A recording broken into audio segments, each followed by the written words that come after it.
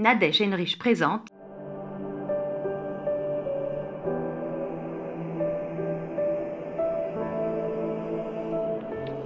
Bien sûr, vous me connaissez maintenant, je vais jouter à partir de ce que vient de dire Nathalie.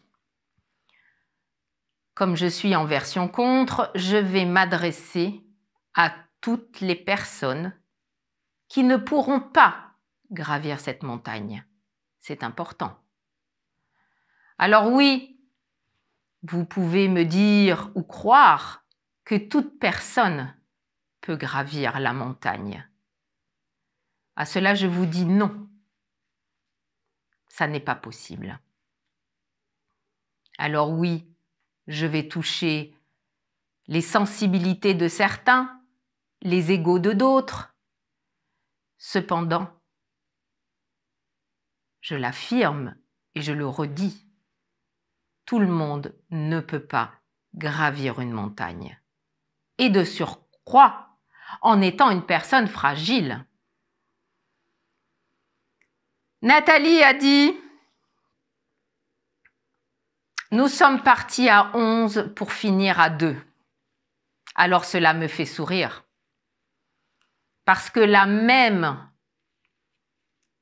là précisément, elle dit que ça n'est pas possible de gravir cette montagne, puisque au départ, ils sont 11, à l'arrivée, ils sont 2. Vous comprenez bien qu'en plus, en étant une personne fragile, vous ne pouvez pas gravir cette montagne. Mon rôle est de ralentir, fragile, et accélérer les plus vaillants, ou plutôt porter les plus vaillants.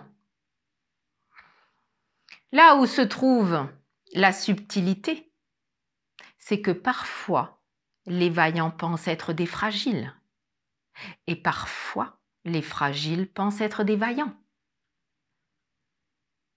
Qui parle? L'ego? La personnalité? L'âme? C'est là que je me pose la question. Elle a dit également que le Mont Blanc faisait 4810 mètres. Alors de grâce, s'il vous plaît, messieurs et mesdames, les tamal partout, ou tamalou, restez chez vous, s'il vous plaît. Ne venez pas frapper à ma porte en me demandant de vous aider à ascensionner. Je ne vous regarderai même pas. Alors oui, vous pouvez dire que je suis hautaine ou que je suis mégalomane, bien sûr. Mais je sais reconnaître ceux qui peuvent ascensionner, ceux qui ne le peuvent pas. Alors j'entends déjà les voix qui disent « mais elle se prend pour Dieu ». Peut-être. Dieu non, mais une déesse. Peut-être. Pourquoi pas? Cependant, mon expérience, en tant que ce que je suis, m'a montré maintes et maintes fois que la fragilité n'a pas son entrée dans l'ascension. La fragilité se doit de rester à la porte. Alors, ceux qui pensent monter, ceux qui croient monter et ceux qui fantasment de monter, cela, ça n'est pas possible.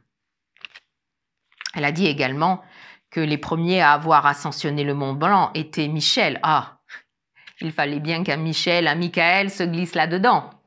Il y avait un Jacques.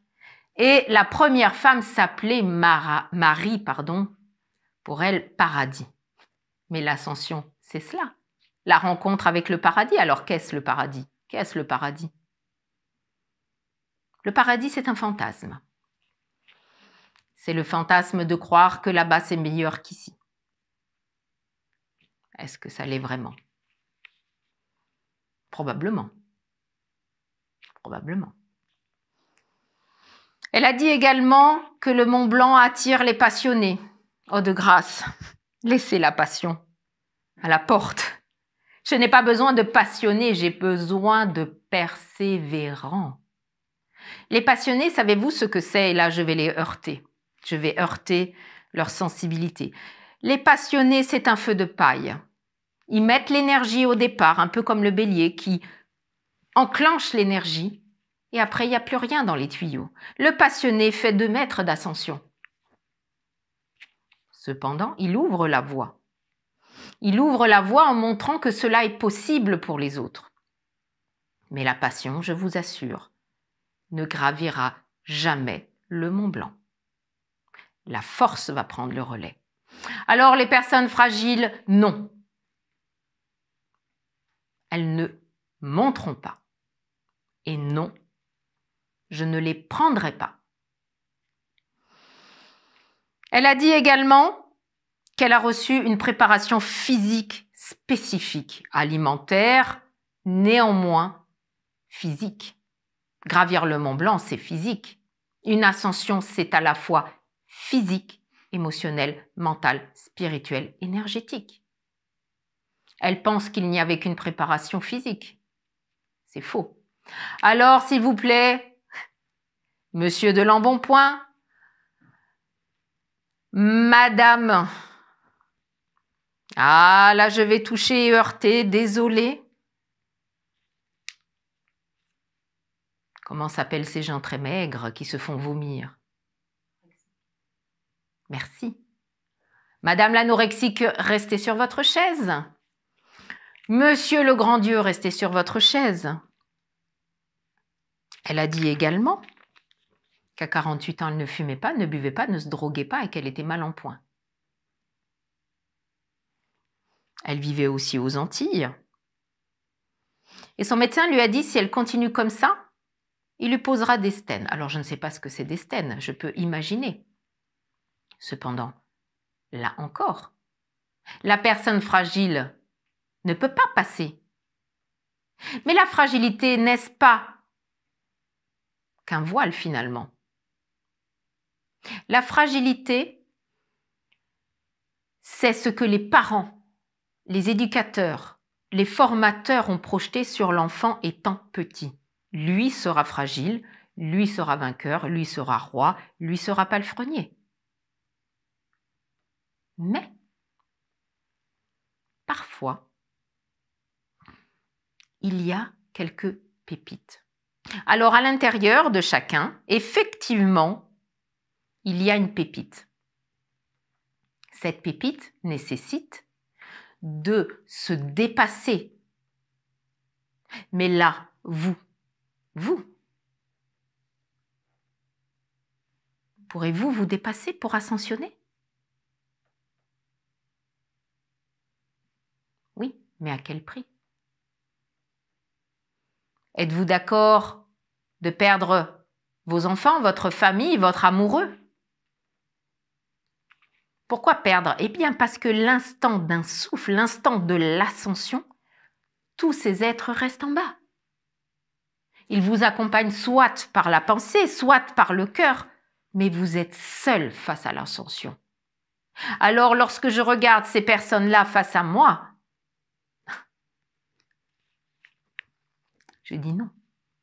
Une personne fragile ne peut pas gravir une montagne. Elle a dit également que le médecin a dit « change ta vie » ou « je te prescris des médicaments à vie » ou quelque chose comme ça. Mais changer sa vie, ça veut dire quoi? Renoncer. Renoncer à certains plaisirs. Alors, la maladie est un plaisir. Ouh là là, là, ça va pas passer ce que je vais dire. Bien sûr que la maladie est un plaisir. Pourquoi?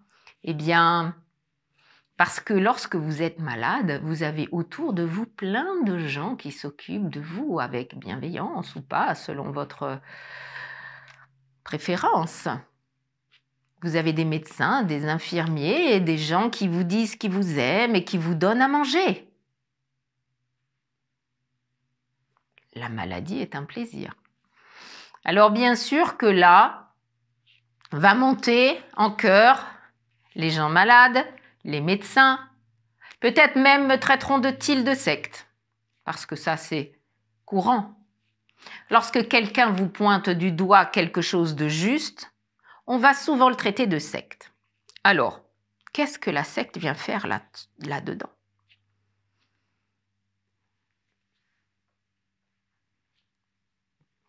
Je laisse le dossier aux scientifiques. Et pourquoi les scientifiques vont-ils traiter de la secte? Ou alors aux acteurs. Les acteurs aiment bien. Marie-Odile, j'ai entendu ce nom, était avec un enfant qui se battait avec la leucémie. La leucémie, c'est quoi? Maladie de sang. Je ne sais pas si cet enfant est toujours là. Cet enfant n'est plus là, vient-on de me dire. Était-il une personne fragile? Je ne sais pas. Mais je ne pense pas. Ceux qui choisissent ce genre de scénario, souvent, ne sont pas des personnes fragiles. Alors ça vient réfuter ce que je viens de dire précédemment sur la maladie, mais il y a des maladies qui disent des choses et il y a des maladies qui sont inscrites ailleurs. Il y a deux types de malades. Donc, elle disait également que beaucoup l'ont empêché de gravir le Mont Blanc. Bien sûr qu'ils l'ont empêché. Ils ne pouvaient pas laisser l'être fragile qu'elle était gravir le Mont Blanc. Il fallait bien qu'il la prépare et qu'elle enlève ce corps de fragilité. Alors comment fait-on pour enlever ce corps de fragilité, direz-vous? Venez me voir. Payez-moi cher. Et je vous le dirai peut-être. Parce que maintenant, les guides se font payer. Il faut bien qu'ils payent les créanciers. Elle a dit également qu'elle a eu 4 mois d'entraînement intensif. Donc les monsieur et madame Bobo dehors. Les monsieur et madame je me plains dehors. Les monsieur et madame je ne suis jamais contente dehors. Puis elle a pris la route d'Annecy avec Patrick et Derek. Quel doux nom. Patrick et Derek. Elle a dit également que la voiture quasi neuve perd de la vitesse. Logique. Quand on change de dimension, la vitesse n'est plus la même. Quand on décide de faire l'ascension, la vitesse n'est plus la même. Vous ne pouvez pas ascensionner avec la même vitesse que lorsque vous roulez sur une route droite et plate. Elle a dit également que les signes la faisaient douter. Bien sûr, parce que les signes sont là autant pour vous donner de l'aide que pour vous apprendre à vous dépasser. Alors je réitère. Non, les personnes fragiles ne peuvent pas gravir une montagne. Elle a dit également que chaque jour était de plus en plus dur. Alors imaginez, chaque jour va devenir de plus en plus dur. Chaque jour va devenir de plus en plus long. Pourquoi? Parce que la dureté nous fait croire que le temps est long. Mais c'est bien parce que le temps est long que c'est bon. Elle a dit également que son guide a dit « Le final, on ne joue plus.